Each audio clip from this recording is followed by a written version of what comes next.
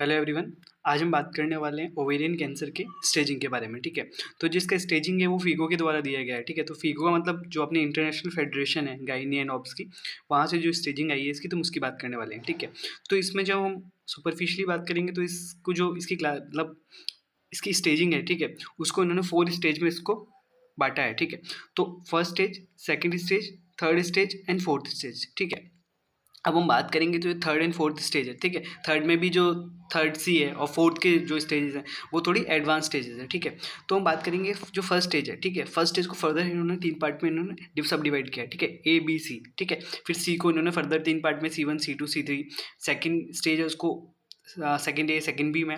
Third stage है उसमें भी इन्होंने ए बी सी में किया हुआ है। ठीक है, तो जो ए स्टेज है, थर्ड ए स्टेज है, उसको further third A1 and third A2। ठीक है, देन फोर्थ स्टेज है, मतलब एडवांस स्टेज है, तो उसको fourth A and fourth B में। ठीक है, अब ये सुपरफिशियली बात कर रहे हैं। ठीक है, तो जो हम बात करेंगे जो फर्स्ट स्टेज है, ठीक है, तो इसके अंदर जो ट्यूमर है, ठीक है, वो सिर्फ कहाँ तक रहता है, ओवरी तक ही रहता है। ठीक है, मतलब वो ओवरी तक ही रहेगा।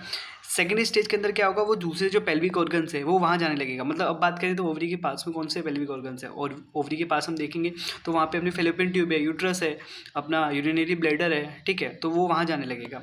थर्ड स्टेज में क्या करेगा, वो पेल्विस को छोड़ेगा, क्योंकि हम जब बात करते हैं तो जो अपना ये है लाइक अपना ओवरी है, वो एक तरह से एक पेल्विक ऑर्गन है। ठीक है, तो फिर वो पेल्विक्स को छोड़ेगा, वो कहाँ जाने लगेगा, अपने एब्डोमेन में जाने लगेगा। ठीक है, उसके बाद जो फोर्थ स्टेज है वहाँ पे उसका क्या होने लगेगा, डिस्टेंस मेटास्टेसिस। ठीक है, तो क्योंकि कैंसर है, कैंसर का प्रॉपर्टी होता है मेटास्टेसिस करना। मेटास्टेसिस का मतलब वो एक जगह से जहाँ पे वो कैंसर हो रहा है, ओरिजिनेट हुआ है, वो फर्दर दूसरे ऑर्गन्स में चला जाएगा। अब डिस्टेंस मेटास्टेसिस के लिए दो चीज़ें होती है, क्योंकि कैंसर का जो स्प्रेड होता है वो दो ही तरीके से हो सकता है, या तो लिम्फेटिक स्प्रेड होगा या फिर हिमेटोजेनस स्प्रेड होगा। लिम्फेटिक मतलब जो अपने लिम्फ फ्लूइड के थ्रू, हिमेटोजेनस मतलब अपने ब्लड के थ्रू। ठीक है, तो पहले इसकी बात कर लेते हैं।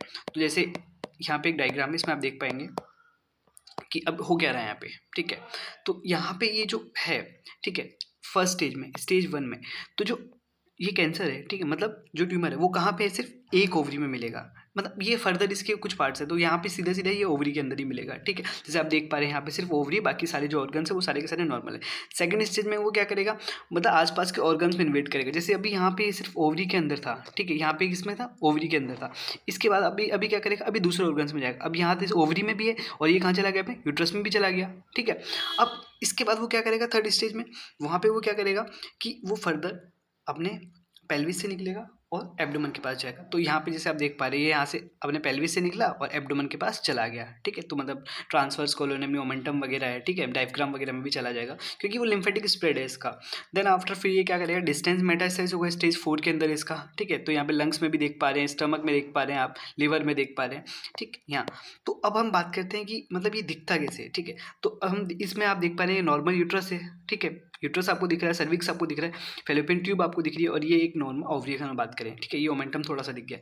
एक ओवरी इतना बड़ा, एक ओवरी तो हमने कट कर दिया। ठीक है, ये यूनिलेटरल मतलब हम बात करें ये तो यूनिलेटरल एक मास है। ठीक है, तो यहाँ पे सिर्फ एक ओवरी को इसने अफेक्ट किया। तो देख पा रहे हैं कि कितना ज़्यादा आप इसमें देख पा रहे हैं कि इतना बड़ा हो जाता है कि इसका साइज जैसे देख पा रहे हैं तो 30 सेंटीमीटर के अराउंड है। ठीक है, तो यहाँ पे ये होता है कि इसमें सबसे ज़्यादा जो देखने को मिलता है, तो जो एब्डोमेन हो जाए वो काफ़ी ज़्यादा फूल जाता है। ठीक है, मतलब हम जब देखेंगे इसमें तो एसाइटिस वगैरह ये सारी आगे बात करते हैं इसके बारे में। ठीक है, तो अब थोड़ा सा इसके रिस्क फैक्टर की बात कर लेते हैं, इसके रिस्क फैक्टर क्या क्या है। तो जब हम बात करेंगे, ठीक है, जैसे आप देख पा रहे हैं ये अपना क्या है, ओवरी है। ठीक है, तो रिस्क फैक्टर्स में क्या है, जो हम बोले ओबेसिटी है। ठीक है, ओबेसिटी क्योंकि हमको पता है ईस्ट्रोजन के सारे ईस्ट्रोजन का लेवल ज़्यादा रहेगा, तो यहाँ पे इसका सी ओवरी का चांसेस ज़्यादा हैं। ठीक है, देन आफ्टर हम बोलते हैं कि जो हार्मोन रिप्लेसमेंट थेरेपी हो गई, ठीक है, जैसे आईवीएफ वगैरह की हम बात करते हैं, जैसे क्लोमिफेन सिट्रेट है। ठीक है, तो ये ओव्यूलेशन को इंड्यूस करने के लिए दी जाती है। तो इन ड्रग से भी ये क्या करते हैं, ये वहाँ पे अपना सी ओवरी का इसका रिस्क रहता है। ठीक है, फिर हम बात करेंगे किसकी, स्मोकिंग हो गया, एल्कोहल हो गया। ठीक है, ये इसके लिए रिस्क फैक्टर्स है सी ओवरी के लिए। देन आफ्टर हम बात करेंगे कि किसी को, जैसे आप देख पा रहे हैं यहाँ पे ब्रेस्ट कैंसर है, तो हम बात करेंगे तो ब्रेस्ट कैंसर वहाँ से क्या करता है, ब्रेस्ट से होके वो अपने, जैसे स्टमक कैंसर की बात करते हैं, सी स्टमक की बात करते हैं, तो वो क्या करता है, अपने स्टमक से लिम्फेटिक फ्लूइड के थ्रू कहाँ आ जाता है, ओवरी के अंदर आ जाता है, वहाँ पे वो क्रुकेनबर्ग ट्यूमर वगैरह वो सब कॉज कर सकता है। ठीक है, अब प्रोटेक्टिव फैक्टर की बात करेंगे, तो जिस जिस कंडीशन में ईस्ट्रोजन का लेवल बॉडी के अंदर कम हो रहा है, उस कंडीशन मतलब इसके लिए प्रोटेक्टिव फैक्टर है। ठीक है, अब कौन कौन से फैक्टर्स हो गए यहाँ पे, तो सबसे पहला प्रोटेक्टिव फैक्टर है लैक्टेशन। ठीक है। देन आफ्टर जितना ज़्यादा मतलब हम बात करते हैं नल्ली पैरस जो वुमेन्स होती है उनको ज़्यादा रिस्क होता है सीओवी का एज़ कम्पेयर टू मल्टी पैरस, ठीक है। देन आफ्टर हम बात करेंगे ओसीपीज जो ऑरल कॉन्ट्रासेप्टिव पिल्स होती हैं, उनका काफ़ी ज़्यादा रोल होता है इसके अंदर, ठीक है, मतलब प्रोटेक्टिव फैक्टर है। फिर इसका ट्रीटमेंट क्या रहेगा, तो लोकली हम जब ट्रीटमेंट की बात करेंगे तो हम बात करेंगे कीमोथेरेपी, रेडियोथेरेपी, ठीक है। देन आफ्टर सर्जरी जो वो है ये लास्ट में। देन सिस्टमिक ट्रीटमेंट के अंदर आप जैसे कीमोथेरेपी की बात कर पा रहे हैं यहाँ पे, ठीक है, हॉस्पिटलाइजेशन हो गया तो एसाइटिक फ्लूइड वगैरह को ड्रेन कर देंगे। देन फर्दर ही हम उसका जो डीएनए वगैरह का जैसे हम देखते हैं कि ब्राका BRCA1 और BRCA2 म्यूटेशन है, तो वहाँ पे हम थोड़ा सा उसमें कुछ जेनेटिक इंजीनियरिंग वगैरह से भी काम कर सकते हैं, ठीक है। अब जैसे ऐसे में देख पा रहे हैं कि यहाँ पे क्या हुआ कि एक ओवरी के अंदर है, ठीक है, सेकंड के अंदर पेल्विक ऑर्गन में चला गया, थर्ड स्टेज 3 के अंदर वो क्या करा, एब्डोमेन को छोड़ा, मतलब सॉरी पेल्विस को छोड़ा, एब्डोमेन में चला गया। स्टेज 4 के अंदर उसने क्या किया, उसने डिस्टेंस मेटास्टेसिस हो गया उसका लंग्स लीवर में, ठीक है। यहाँ पे बात हम कर चुके हैं। अब हम इसकी फर्दर जो पूरा बात करते हैं इसकी डिटेल में, ठीक है। तो हम बात करेंगे स्टेज 1 की, ठीक है। तो स्टेज 1 में जो डिजीज होती है, ठीक है, मतलब जो ट्यूमर है वो सिर्फ कहाँ पे रहता है, वो ओवरी के अंदर रहता है, ठीक है। तो स्टेज 1 को भी फर्दर डिवाइड किया है स्टेज A B C में, ठीक है। देन हम बात करेंगे स्टेज 1A में। 1A में सिर्फ वो कहाँ रहेगा, एक ही ओवरी में रहेगा। 1B के अंदर भी वो दोनों ओवरी में रहेगा, ठीक है। बट यहाँ पे आप देख पा रहे हैं ये क्या है, ये ओवरी का कैप्सूल है, ठीक है, ये क्या है, ओवरी का कैप्सूल। बट यहाँ पे क्या है, आप देख पा रहे हैं कैप्सूल इंटैक्ट है, ठीक है। तो स्टेज 1 में A एंड B में कैप्सूल इंटैक्ट रहता है, स्टेज A में सिर्फ एक ओवरी में रहेगा, स्टेज B में बोथ ओवरी में रहेगा, बट यहाँ पे दोनों में अपना कैप्सूल इंटैक्ट है। देन हम बात करेंगे स्टेज 1C की, ठीक है। तो स्टेज 1C में क्या होता है, उसका जो कैप्सूल होता है ओवरी का वो रप्चर हो जाता है। अब रप्चर होने के बाद यहाँ पे क्या हो सकता है, ये या तो एक ओवरी के अंदर हो सकता है या फिर दोनों ओवरी के। यहाँ से देख पा रहे हैं कि इसमें क्या हो रहा है, इसका कैप्सूल रप्चर हो गया है, ठीक है। अब स्टेज 1C को भी इन्होंने फर्दर 3 पार्ट में डिवाइड किया है, ठीक है। Stage 1C sorry stage C1, stage C2, stage C3, ठीक है। तो जो स्टेज C1 है, ठीक है, वहाँ पे क्या होता है कि इसका रप्चर होता है कैप्सूल का। अब कैप्सूल का रप्चर इंट्रा ऑपरेटिव रप्चर हो सकता है, ठीक है, जब हम ऑपरेशन वगैरह कर रहे हैं तो वहाँ पे अगर रप्चर हो गया। Then after pre operative rupture कि जो एसाइटिक फ्लूइड इतना ज़्यादा उसका वॉल्यूम हो गया कि वो वहाँ पे रप्चर हो गया। देन मैलिग्नेंट एसाइटिस की हम बात करें स्टेज 1C3 के अंदर, यहाँ पे क्या होगा, मैलिग्नेंट एसाइटिस हो गया, जो एसाइटिक फ्लूइड है वो इधर उधर ड्रेन कर गया, ठीक है। अब हम बात करेंगे किसकी, स्टेज 2 की। स्टेज 2 के अंदर क्या होता है कि जो अपना ये है जो ट्यूमर है, ठीक है, वो क्या करता है, अदर पेल्विक ऑर्गन्स में चला जाता है, ठीक है। अब अदर पेल्विक ऑर्गन्स कौन से, जैसे ये हम देख पा रहे हैं, ये अपना क्या, ये अपना ओवरी है, ठीक है। तो ओवरी के पास जो भी पास के जो स्ट्रक्चर्स नियर बाय सराउंडिंग जो स्ट्रक्चर्स है पेल्विक रीजन में वहाँ पे जाएगा। तो ये जैसे कि देख पा रहे हैं यहाँ पे ये फेलोपियन ट्यूब में अगर चला गया, ठीक है। देन हमने देखा यहाँ पे ये क्या, ये अपने यूट्रस के अंदर चला गया, ठीक है। देन ये आगे में क्या रहता है, अपना आगे में रहता है यूरिनरी ब्लैडर, ठीक है, यूरिनरी ब्लैडर में चला गया। देन आफ्टर यहाँ कहाँ गया, ये चला गया अपने रेक्टम के अंदर, ठीक है। तो यहाँ पे क्या करेगा, ये क्या करता है कि इन ऑर्गन्स के अंदर चला गया तो वहाँ पे ये कैंसर कॉज करेगा।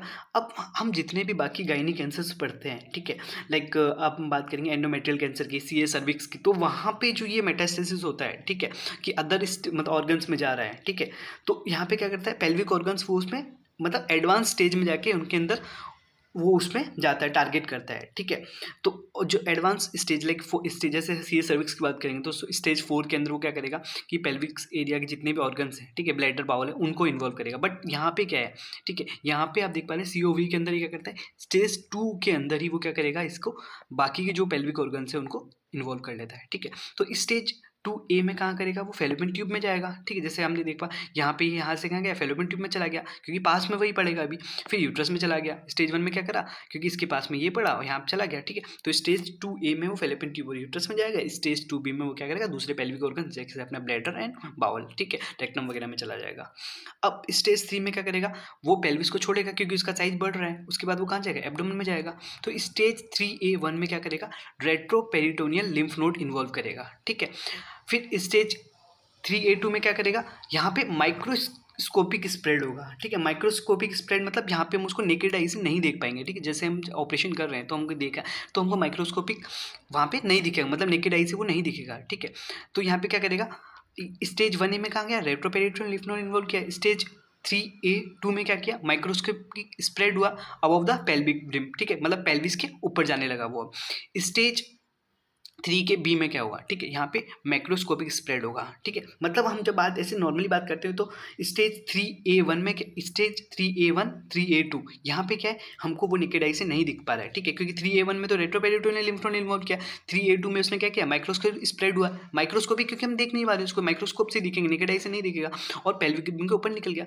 अब स्टेज 3B के अंदर उसने क्या किया, माइक्रोस्कोपिक से मतलब स्टेज 3B और 3C में हमको वो नेकेड आई से दिख जाएगा, ठीक है, कि हमारे यहाँ पे ट्यूमर है कोई, ठीक है। अब मैक्रोस्कोपी स्प्रेड होगा, पेल्विक रिबन के ऊपर जाएगा, लेकिन इसके अंदर जो उसका साइज होगा, ठीक है, मतलब हम बात करेंगे जो ट्यूमर का साइज होगा वो लेस देन और इक्वल टू 2 सेंटीमीटर होगा, ठीक है। फिर स्टेज 3C में क्या होगा, वापस माइक्रोस्कोपिक स्प्रेड होगा, पेल्विक रिबन के ऊपर जाएगा, लेकिन जो ट्यूमर का साइज होगा वो उससे पहले से ज़्यादा बड़ा हो जाएगा 3B के कंपेयर में। यहाँ पे इसका जो साइज होगा वो ग्रेटर देन 2 सेंटीमीटर होगा, ठीक है।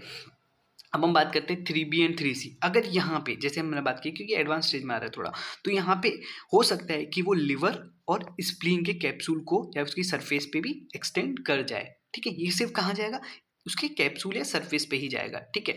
अगर पेरेन्काइमा को इन्वॉल्व कर लिया, ठीक है, लिवर पेरेन्काइमा को इन्वॉल्व कर लिया, स्प्लीन की पेरेन्काइमा को इन्वॉल्व कर लिया, तो वो एडवांस स्टेज में चला गया, मतलब स्टेज 4 में चला जाएगा, ठीक है। ये हम बात कर चुके हैं, ठीक है। अब बात करते हैं स्टेज 4 की। अब यहाँ पे डिस्टेंस मेटास्टेसिस हो गया, क्योंकि हमने देखा होगा कि जो कैंसर की जो प्रॉपर्टी होती है, कैंसर सेल की जो प्रॉपर्टी मोस्ट कॉमन जो मेलिग्नेंट जो सेल्स होती हैं, ठीक है, उनके अंदर जो डिस्टेंस मेटास्टेसिस की प्रॉपर्टी मिलती है, मतलब वो एक ऑर्गन से दूसरे ऑर्गन में चले जाते हैं, ठीक है। मतलब कैंसर हुआ अपने कहाँ पे, लाइक हमने बात करी अपना सी स्टमक में, ठीक है, तो वहाँ पे हुआ स्टमक में, बट वो वहाँ से मेटास्टेसिस करके लिम्फ नोड के थ्रू, मतलब सॉरी लिम्फेटिक फ्लूइड के थ्रू कहाँ पे आ गया, वो आ गया अपने ओवरी के अंदर, तो वहाँ पे उसने क्रूकेनबर्ग ट्यूमर कॉज कर दिया, ठीक है। तो यहाँ पे स्टेज 4 में भी डिस्टेंस मेटास्टेसिस हुआ, मतलब अलग अलग ऑर्गन में चला जाएगा, लाइक लंग्स में चला जाएगा, देन वो अपने देखेंगे तो डायफ्राम में चला जाएगा, अपने इंटेस्टाइन वगैरह में चला जाएगा, ठीक है। इन सारे ऑर्गन्स को इन्वॉल्व करेगा। अगर स्टेज 4A की बात करें, ठीक है, तो यहाँ पे हमको प्लूरल एफ्यूजन देखने को मिलेगा, ठीक है, सिर्फ प्लूरल एफ्यूजन देखने को मिलेगा, malignant plural effusion. Stage 4B की बात करें, ये एडवांस स्टेज है, तो यहाँ पे जो लिवर और स्प्लीन की जैसे हमने बात करी, स्टेज 3B एंड 3C, यहाँ पे हो सकता है कि वो उसके कहाँ गया था, सिर्फ सरफेस पे, मतलब और कैप्सूल पे, ठीक है। तो स्टेज 4B में क्या करा, उसने उनकी पेरेन्काइमा को इन्वॉल्व करा, ठीक है, और इन्ग्वाइनल लिम्फ नोड को इन्वॉल्व करा, ठीक है। तो ये ओवरऑल हम बात कर चुके हैं। तो ये स्टेजेस में भी आप देख पा रहे हैं कि यहाँ पे सिर्फ एक ओवरी में था, यहाँ पे उसके आसपास के पेल्विक ऑर्गन्स में गया, यहाँ पे थोड़ा सा वो क्या करा, उससे निकला और आसपास के जो ऑर्गन्स थे, ठीक है, मतलब एब्डोमेन के ऑर्गन्स वहाँ, और यहाँ पे आप देख पा रहे हैं कि इसने क्या करा, इसने डिस्टेंस मेटास्टेसिस करके तो अपने लंग्स में चला गया है, अपने लिवर में चला गया है, ठीक है। अब यहाँ पे फिर जैसे इसमें भी आप देख पा रहे हैं, ठीक है, इसका मास आपने देख ही लिया है, तो इसके लिए अभी इतना ही, थैंक यू।